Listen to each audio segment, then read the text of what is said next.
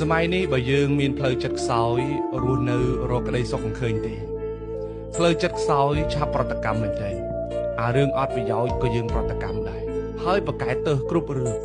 នៅលើបណ្ដាញសង្គមមានរឿងច្រើនមែនទេអស់ពីមួយចូលមួយអស់ពីមួយចូលមួយ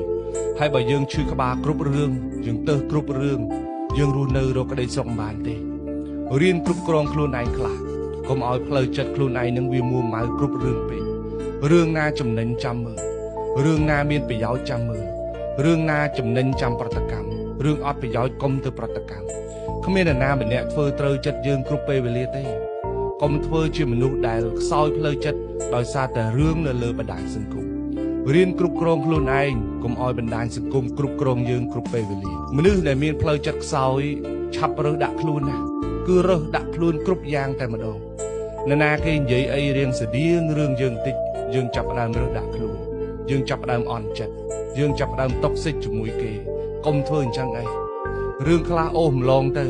មនុស្សតុកសិចច្រើនណាស់នៅលើបណ្ដាញសង្គមកុំយកខ្លួនឯងទៅឈឺចាប់ជាមួយគេកុំចង់ឈ្នះចាញ់ជាមួយ